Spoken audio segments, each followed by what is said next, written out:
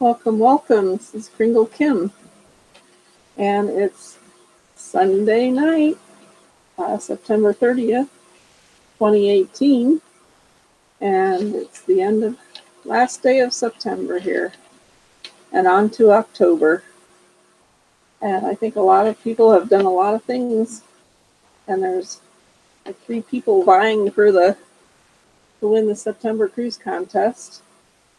That's pretty cool.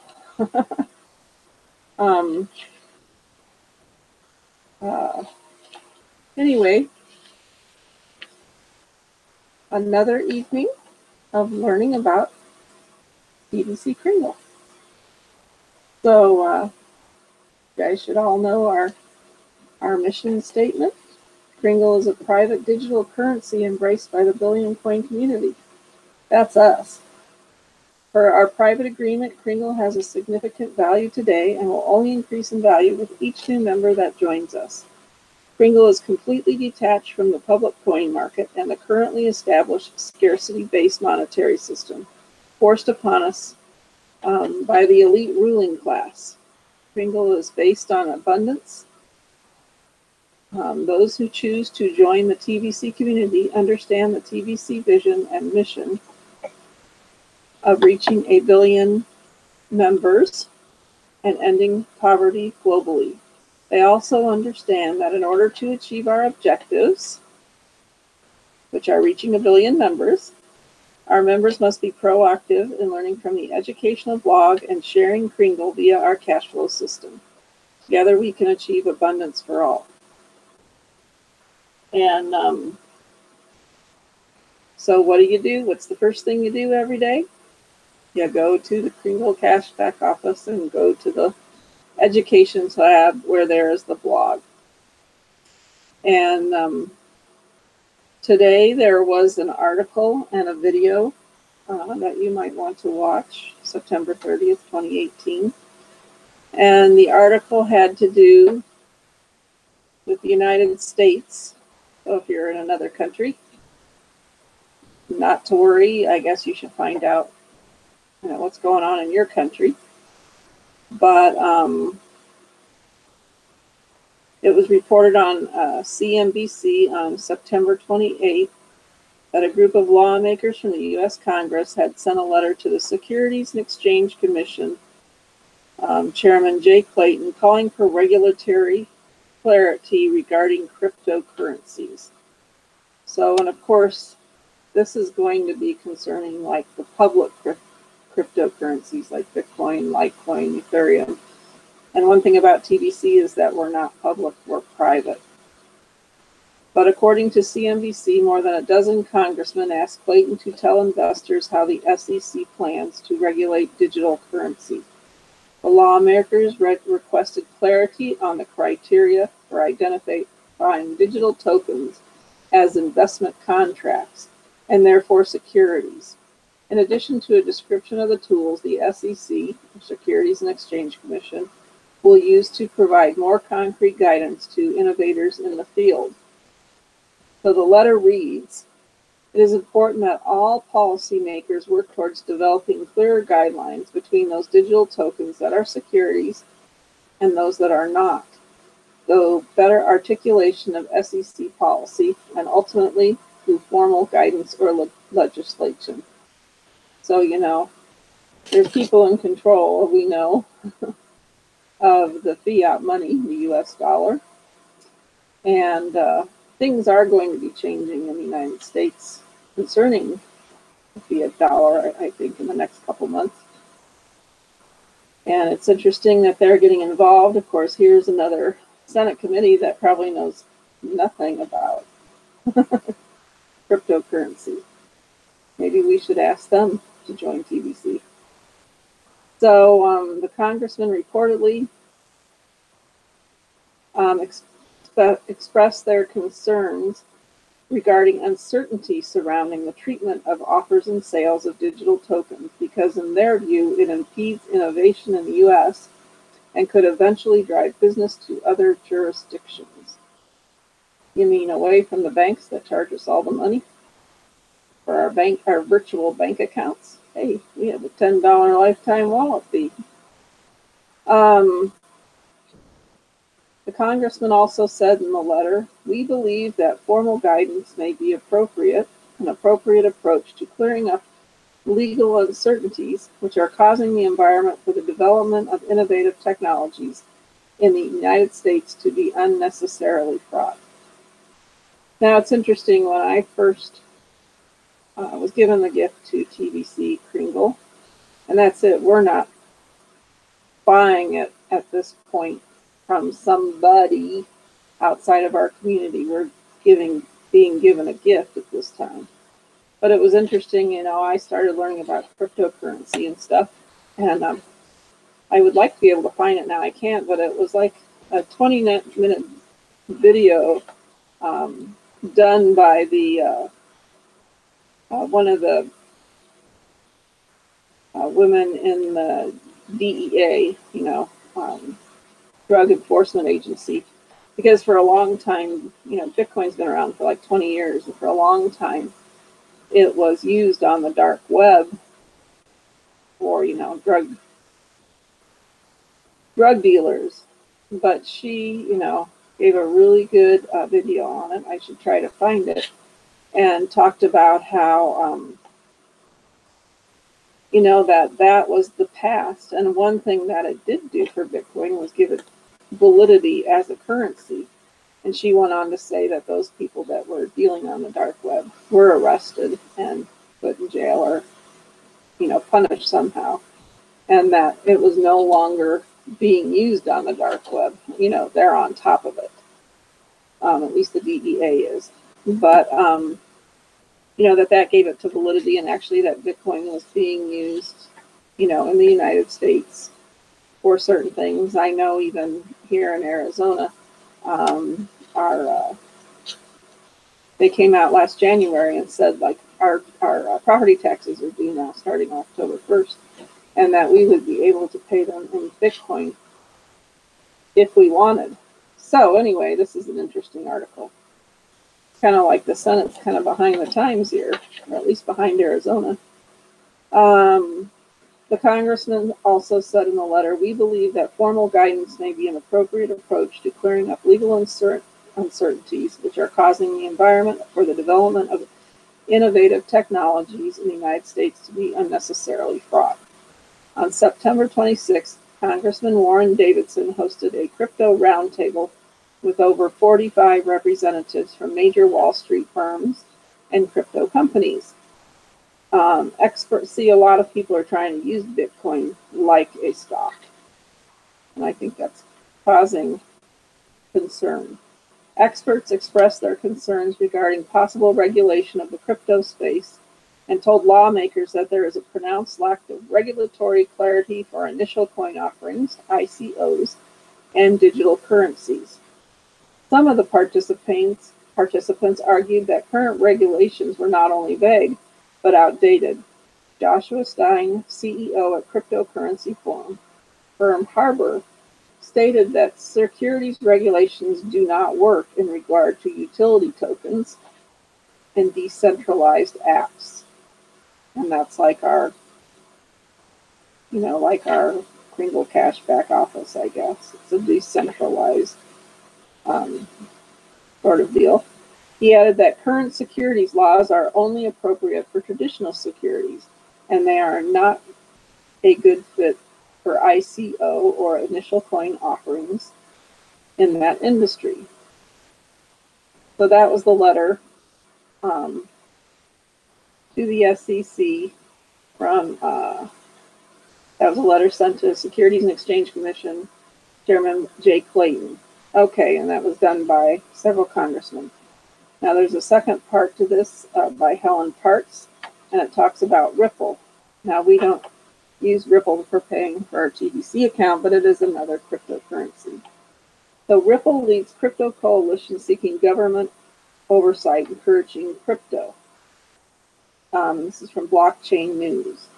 Ripple will lead a group of crypto startups to lobby lawmakers and financial regulators in DC to support crypto and blockchain innovation, Bloomberg reported on Thursday, September 27th, According to the report, the coalition of San Francisco-based crypto firms is planning to pay Klein Johnson Group, a bipartisan lobby group, to assist the crypto and blockchain community in conveying to regulators that the industry needs support from the government. Here we go, the government. Aren't they the ones that...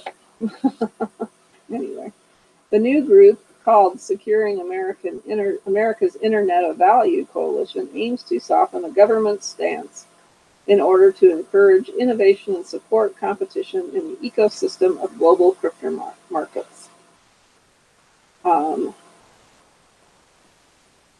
Coalition, together with the lobby group, will raise issues with Congress as well as the Securities and Exchange Commission, SEC, the Internal Revenue Service, IRS, and other agencies that have relations to cryptocurrencies. According to the preliminary agreement, the fintech lobby group Klein Johnson will reportedly receive around $25,000 a month and $10,000 in Ripple, the cryptocurrency, XRP is its name, from the coalition. As Bloomberg reports, the company is planning to convert the cryptocurrency into dollars by the time it discloses the payments on federal lobbying forms. Along with Ripple, as well as an independent foundation, RippleWorks, the coalition will also feature digital payments firm Coil, crypto investment company Yaka, YAKA, and Polysign, a startup that is set to launch a crypto custodian. Chris Larson, executive chairman of Ripple, commented that while the company admits that the matter is really complicated due to a great deal of misinformation, there is still a lot of interest in this topic in DC. The company's lobbying move follows the increased attention of Congress and other agencies like the SEC towards cryptocurrencies. Yesterday, a group of Congress lawmakers sent a letter to the SEC urging the regulators to provide more clarity in regard to cryptocurrencies. Specifically, the lawmakers have reportedly requested the SEC to confirm whether digital tokens can be identified as securities tokens or not. So here, part of our mission, I guess you always have to follow the laws of your government. That's one of the send button questions. But, they always want to regulate everything.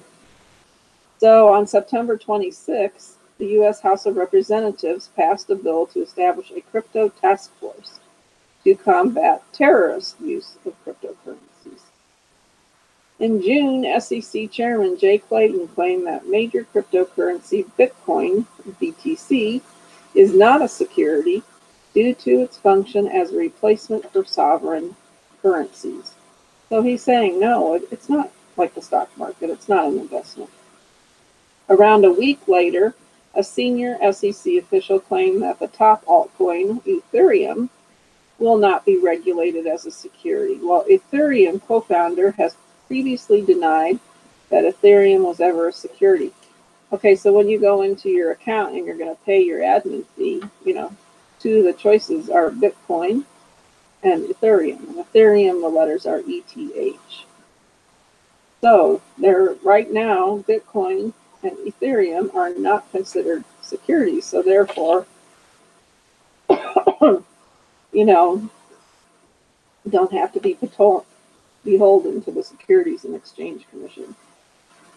Concerning Ripple in April, the company's chief market strategist, Corey Johnson, stated that Ripple is 100% clear and not a security, since it does not meet the standards of what a security is based on the history of court law.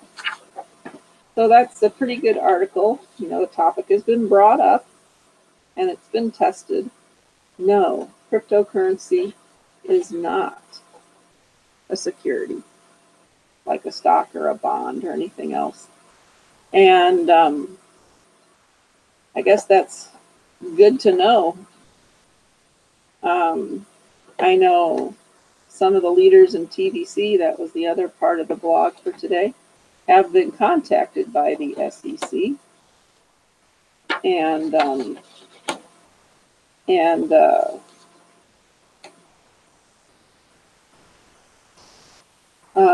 Two of the issues, one issue was, are they going to charge us?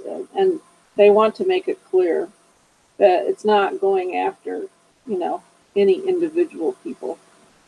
There should be no concern about any criminal issues. Refer to the public announcement, and that's what I just read. They are not seeking criminal issues. They are simply gathering data and information as described in the announcement.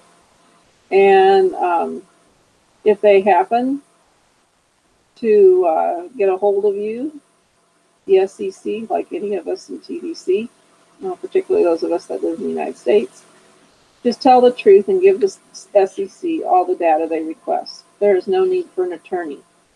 They are not trying to pin criminal charges on individuals.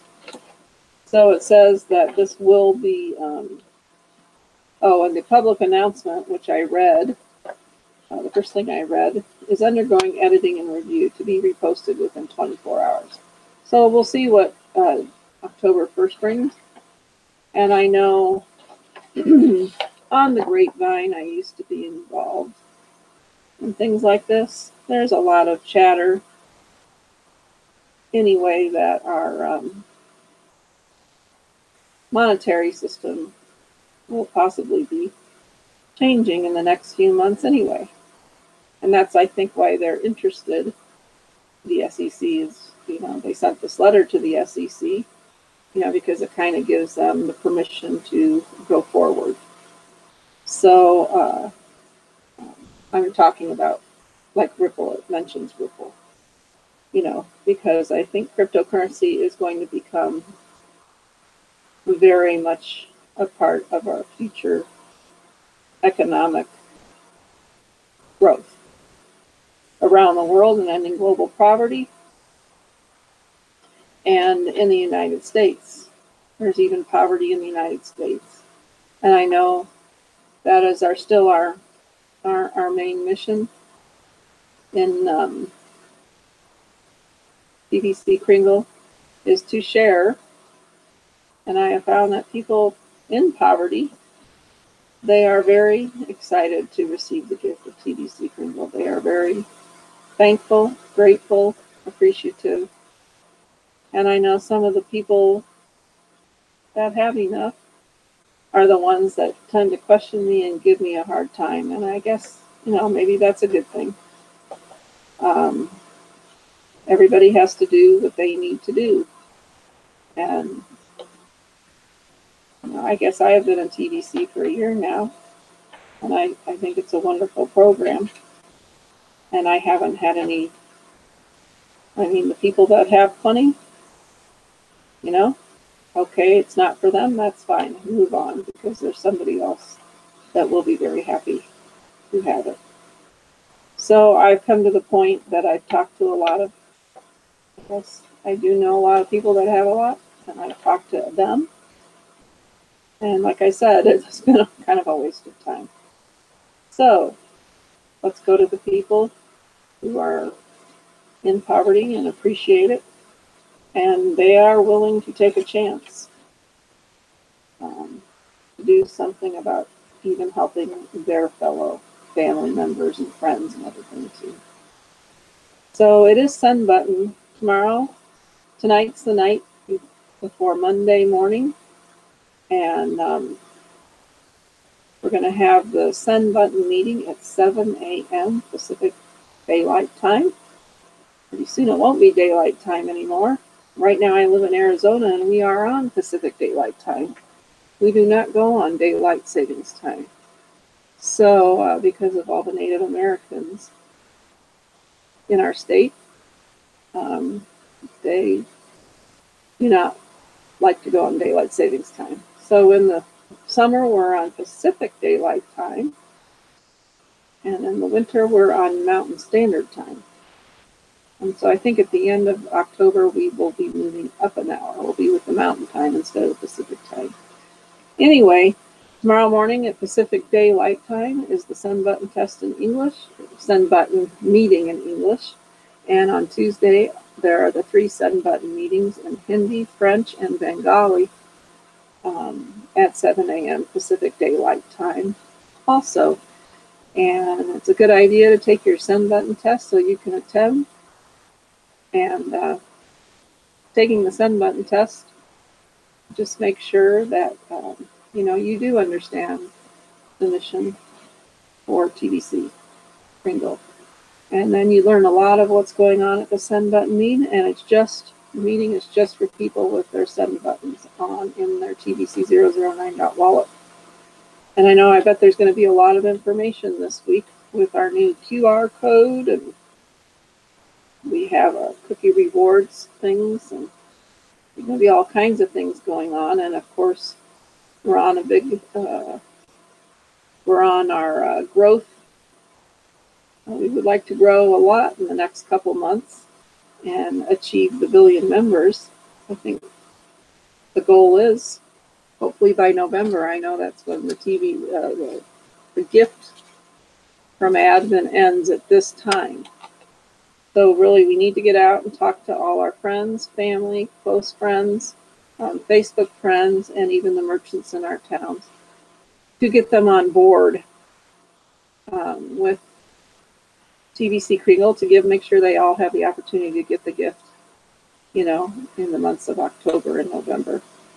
And of course, November is going to be a great month because all of you that are learning and earning will be able to redeem your, and those of you that are new members and have made TBC purchases, you will all have the cookies to redeem in November, and then they'll go into your wallets.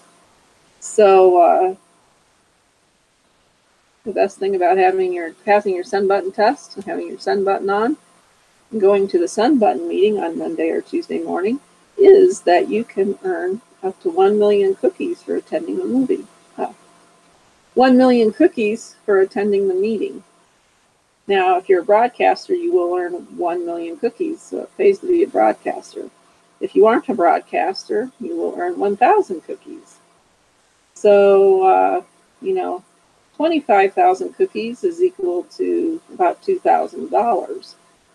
So what 2,000 divided by, you should have figured this out sooner. So, you're earning a couple $100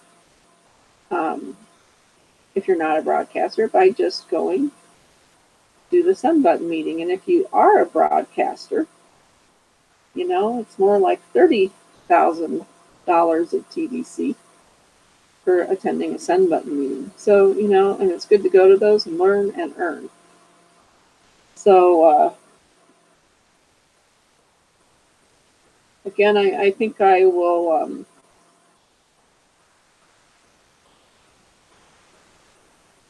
especially if the SEC is going to be looking into TBC Kringle, it's important that we all really understand the questions in the send button test. So I'm going to read them very, very quickly. I know I read the questions yesterday, but this goes along with the mission statement. And I like to even remind myself every week, what it is here we are really for. So question number 1 is, your world is changing, rapidly changing, and a window of opportunity has opened for humanity to move in the direction of abundance for all. While the status quo is quickly moving towards exercising greater power and control over the masses through technology, this window of opportunity will be shut within the next couple of years if we let them close it. Collectively, our children will inherit the world we leave behind. When enough of humanity embraces abundance as a lifestyle, together we can empower each other to enjoy it. We want people to understand our coin and its purpose and mission before they make a purchase or pay any fees for it. So that's why it's important, Step 1 of the cash flow system is receive the gift. Step 2 is to go into your Kringle Cash back office and fill out your profile. And step 3 is take the send button test, which is important to do before step 4, which is to pay for your admin fee lifetime wallet. So we want people to, we want people to understand our coin and its purpose and mission before they make a purchase or pay any fees for it. Passing this test will demonstrate you do understand what we are offering and agree to willingly participate within our private community.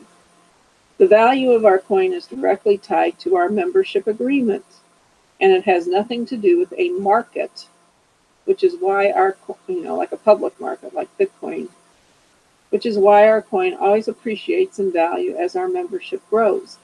We know that is highly unusual within our world as it is today.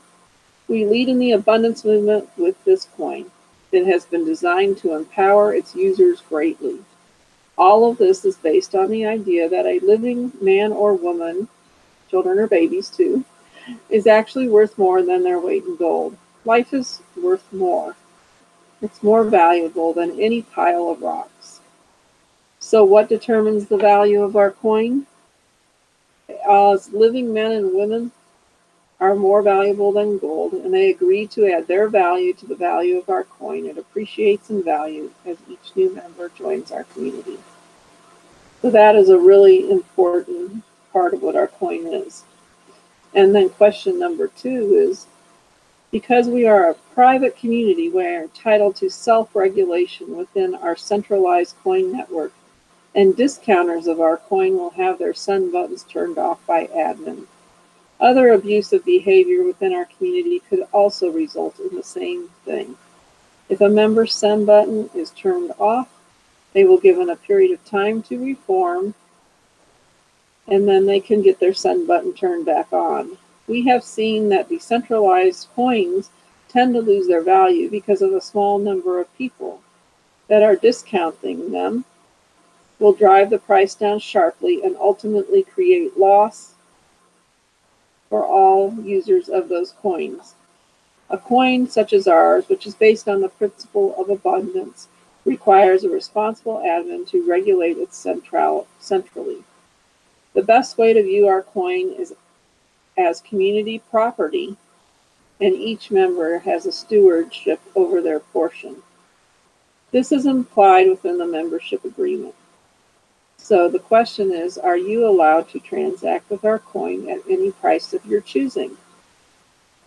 And the answer is no. Our coin is part of a private community, and you have to conduct all transactions at the published current price only. Question number 3, and this brings up what was read earlier about the SEC, Securities and Exchange Commission here in the United States. The greatest risk to using our coin is what's called legislative risk. The concept of an abundance-based currency is disruptive to the current financial system created by the elites. Governments and lawmakers may at any time deem TBC to be unlawful with any specific country. One can observe the reactions governments have concerning Bitcoin as an example of this legislative risk. It is possible at any time that coins purchased could become worthless within countries that write laws against the use of these coins. No refunds of any kind can be expected if this happens to the coins that you purchase. It is not the responsibility of the admin of TBC to keep track of all the laws in all the countries all the time. Each member is responsible for knowing the laws within the countries they reside and act accordingly. So are refunds available if these coins become illegal within the country of the purchaser? No. It is the buyer's responsibility to know the laws of their own country, and 100% of the risk of purchasing something that later becomes unlawful is upon the buyer only. So that's the clause that, admin is not responsible for anything that happens to it. We are a private peer-to-peer community, and therein, we have responsibility to each other, but we do have to follow the laws of the land we live in at the same time. Question number 4. There is undeniable historical evidence that the current global financial system and its associated markets are all designed to be parasitical by nature. It is completely rigged to make the rich richer and the poor poorer, so ultimately feeding the elites greater wealth as they are the parasites, positioned at the top of this elaborate scheme, propagating artificial scarcity while brainwashing the masses institutionally. References such as the establishment, the powers that be, the status quo are used to describe the current unnatural system. Participation in a community and its private money that embraces the truth about the nature of abundance on earth can be seen as a form of protest. It is far better than any form of protest that's not done in ignorance. To be part of our community is to knowing protest, the very system that spreads global poverty and the ultimate demise of mankind if it's left to reach its final destination. So is it wise to challenge the powers that be by belonging to a private community that has chosen to go its own way towards the ideal of abundance? Yes, the only hope humanity has comes from spreading truth and righteousness in spite of evil nature of the world at large. And it goes back to the saying, doing the same thing over and over again is insanity. Oh, expecting different results is insanity. So I think, our current system, at least the United States, has been going on, I think, since at least the 1920s when the IRS was formed. And, then we had, anyway. And also, like the Federal Reserve here is not owned by our government. It is owned by the elites. It is regulated by our government, but it's owned by the elites. And therefore, they're going to have a pushback too. And I guess we have to be willing to stand up for our rights at times and, be aware that they will be trying to push back since they want to stay in control. And question number 5. This will be the last one for this evening. But the mission of TVC is to end poverty globally. To succeed at this mission, the community must grow to 1 billion members, which in turn raises the price of each TV coin to 1 billion grains of gold each. And each one of us, as a paid member, is worth a grain of gold. The admin of TVC has created a distribution system that will in turn create about 1 million billionaires and 1 billion millionaires for a sustainable and robust TVC economy at a cost of $110 USD by each participant during the distribution phase of TVC. All of these wealthy TVC members will have more than enough resources to fully employ the remainder of humanity and thus end poverty globally, once and for all. Over time, this community will become more and more organized in its effort to achieve this grand mission.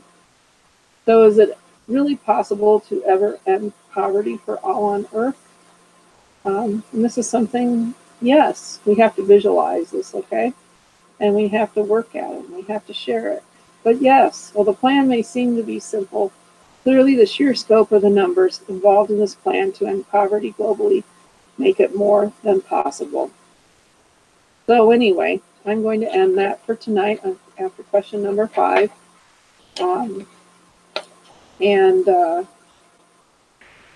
It is good to be reminded why the main reason we are on TVC Kringle. And remember that we are a private community. And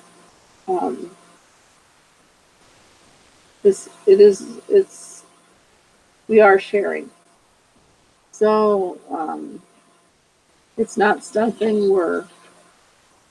and we'll continue to share even after the distribution phase is over. So anyway, just keep that in mind.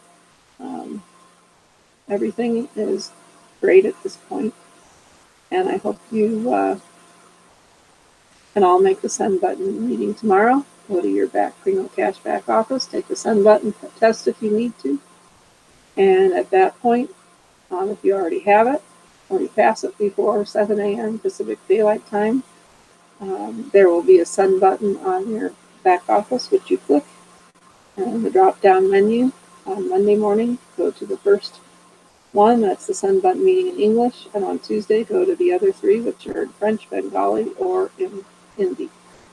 So have a great evening, and hopefully we'll see you all on the chat tomorrow on the send button meeting. Good night. This is Kringle Kim signing off. Bye.